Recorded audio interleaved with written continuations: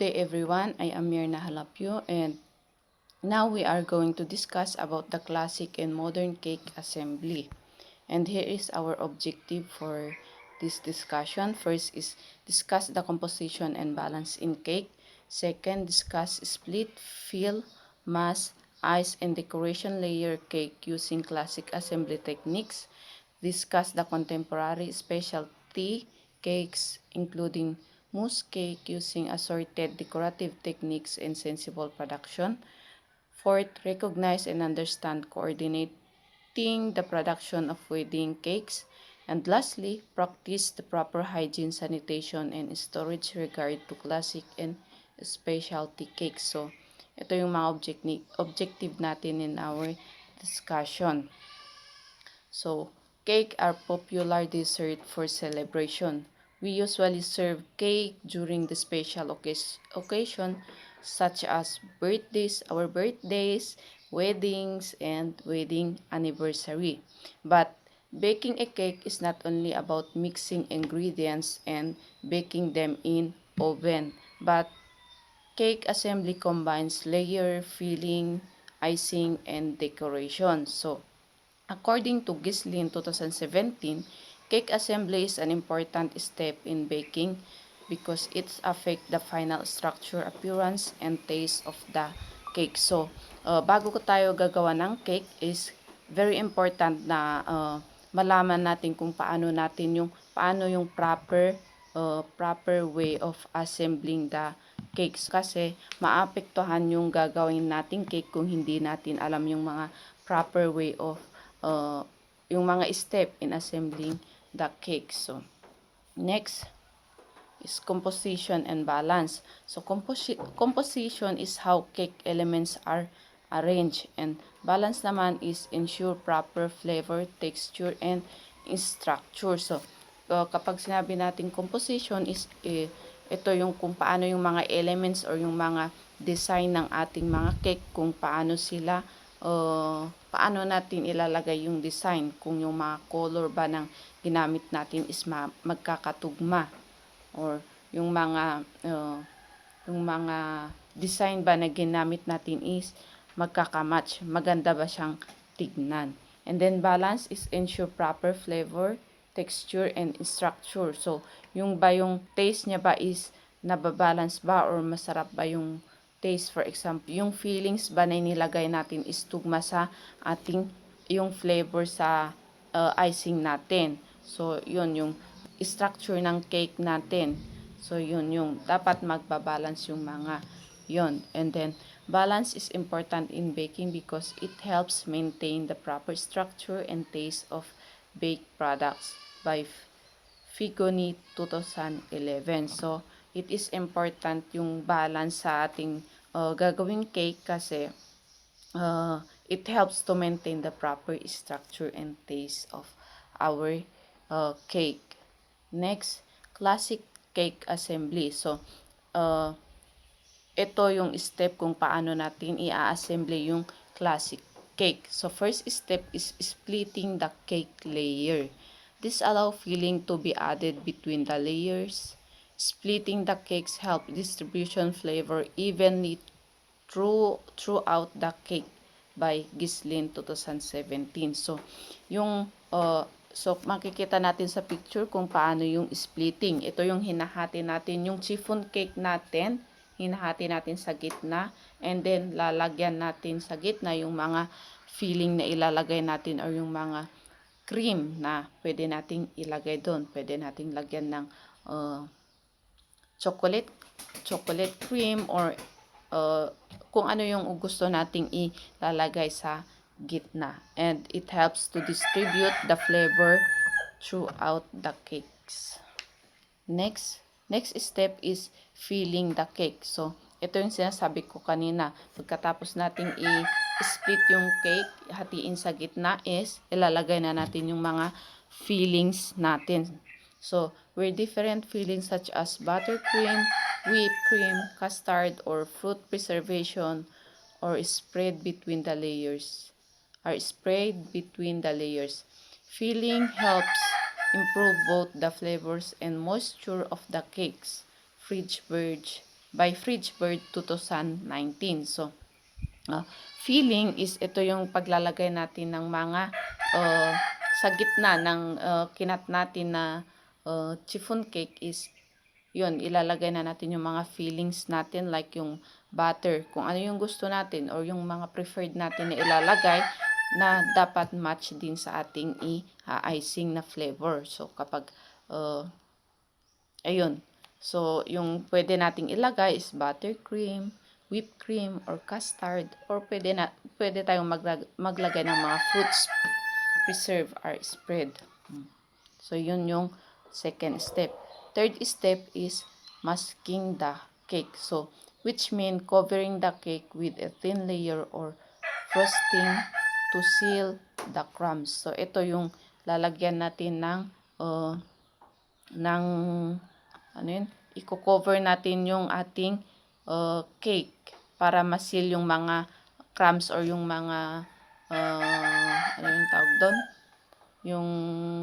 Yung mga butas na makikita sa ating chiffon para kapag mag-a-icing tayo is madali lang ilagay yung ating icing. So, yun yung masking the cake.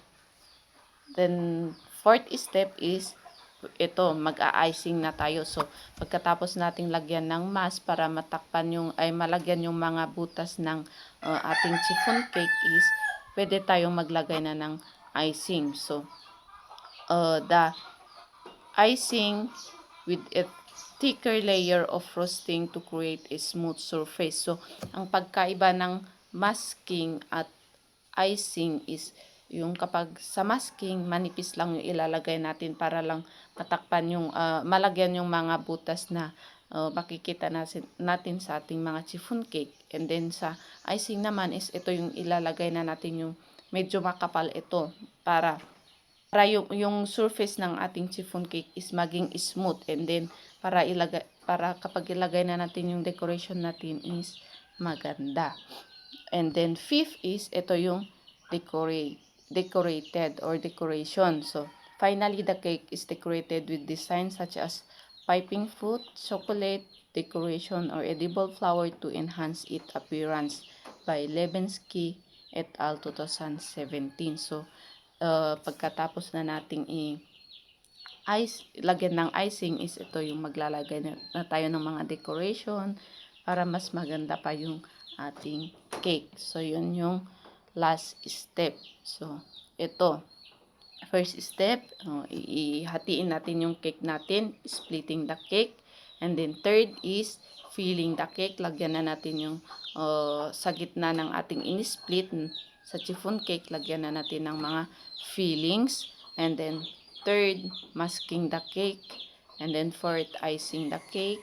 Fifth, decorating the cake. So, para mas maintindihan natin, panoorin. So, if we say modern cake assembly, it focuses more on creativity and innovation. So, today, many bakers experiment with new style and techniques to make cakes more unique, and it have more artistic design and creative decoration. So kapag sinabi nating modern cake is nakafocus lang sa ito is more on creativity and artistic. So yung design nito is creative and appealing sa mga kakain. Example ng mga modern cake is, first is the mousse cake. So, kapag sinabi nating mousse cake is a light dessert made with whipped cream and flavored mousse layer. So, it is a combination of fruits and chocolate. So, meron siyang mga fruits and chocolate. So, meron siyang konting soft sponge with chocolate, and then linalagyan ng mga fruit para dagdag design. So, either strawberries, and then, ano pa yung may ilalagay sa mga cake? Grapes. So, yun yung mousse cake. Another example of a modern cakes is a mirror glaze cake. If we say mirror glaze cake is para maging shiny yung icing niya is gumagamit sila ng mga gelatin with sugar, or yung mga anong tawag doon? Marshmallow. And then, yun yung ginagamit nilang pang icing para shiny. Next example is drip cake design. So ito yung example ng isang example ng modern cake, yung drip cake design. So ito is mini-melt nila yung chocolate and then nilalagay nila sa gilid para mag-drip, slowly drip down, and then nagiging design. So yun yung drip cake design. So ito yung tatlong example ng modern cake. First is the mousse cake. Ito yung may mga fruits, combination of chocolate, and then yung soft sponge with fruits. Then next is the mirror glaze cake, yung shiny, yung covering niya, yung design niya, using the gelatin or pwede yung marshmallow. And then next is the drip cake. Ito yung using the melt chocolate and then slowly drip down and then nagiging design. So yun yung mga example ng modern cake. Next is the wedding cake production. So in wedding cake preparation is kailangan natin talaga ng planning, matinding pagpaplano kung ano yung design ba dapat nagagawin natin, or kung ano yung flavor ba na kailangan nating i-achieve. So, kailangan nating maki-coordinate sa ikakasal. Siyempre, alam nga naman tayo yung para decision tayo yung masusunod. So, kailangan nating maki-coordinate sa mga ikakasal. And then, next is, we need to make multiple tiers or layer is stacked vertically. So, dapat yung ating tiers is strong and supported para kapag i-travel natin, pinunta natin sa venue ng kasal is hindi siya matutumba. So, kailangan nating maglagay ng strong supporters. Is yung design na ating gagawin sa ating cake is dapat match din sa theme ng event. Hindi kaya nga plinaplano or nakiki-coordinate tayo sa ikakasal para alam natin yung theme nila, para kapag yung gagawin nating cake is dapat match sa theme nila. And then planning the structure and transportation of wedding cake is important to prevent damage before the event. Communication between the baker and the client is also important to ensure that the final cake meets the couple expectation by Levinsky et al. 2015. So, in planning the structure, the wedding cake production is dapat talaga kailangan natin yung pagplanuhin and maki-coordinate. Sabi ko nga, maki-coordinate tayo sa ikakasal. And then, yung structure natin gagawin is kailangan nating i-secure or siguraduhin na sa pagta-travel natin is hindi siya masisira. And then, yun, yung kailangan nating importante yung coordination sa ikakasal para yung final cake na ating gagawin is mamimit yung expectation ng ating customer na ikakasal. And then, next is the hygiene, sanitation, and proper storage. First is wash hands and use clean tools. So, syempre, first, maghugas tayo ng mga kamay.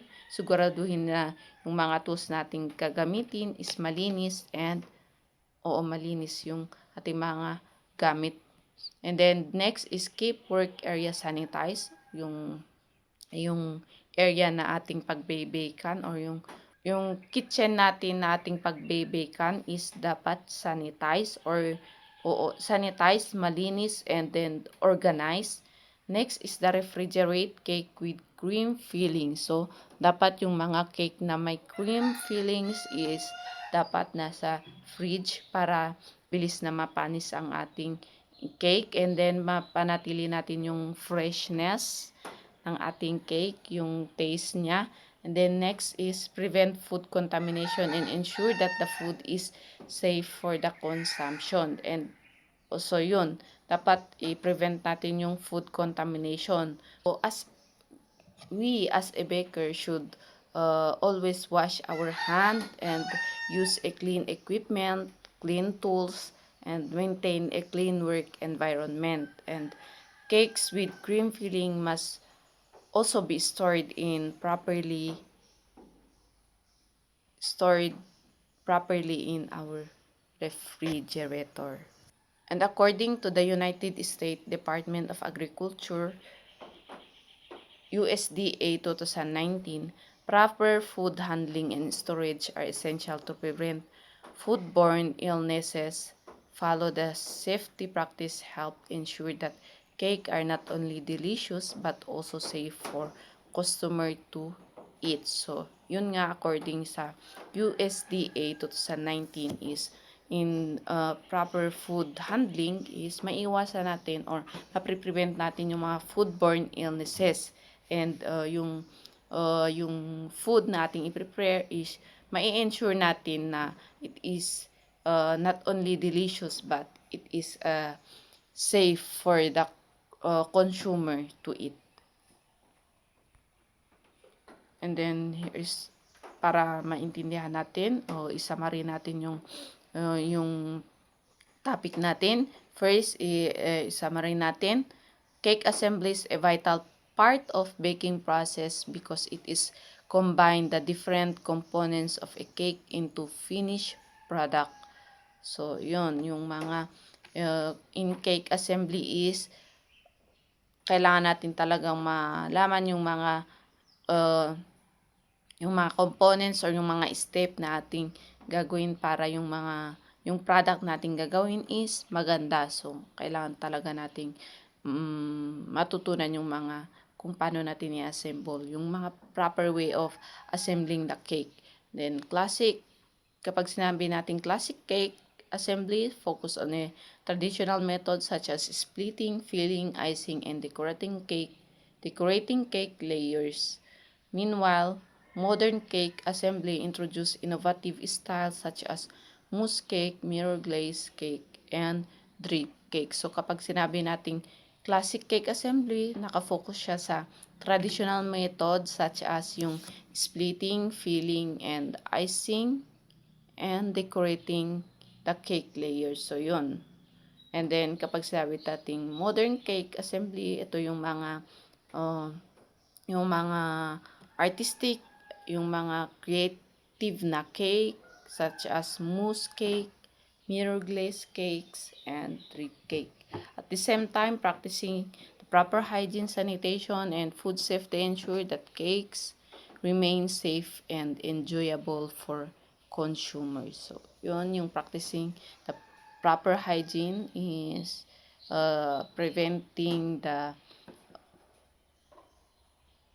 practicing the proper hygiene ensure that the foods we are going to serve or we are going to cook is safe and enjoyable for the consumer to eat. So that's all for my report. So here are the references kung saan ko kinuha yung aking nireport.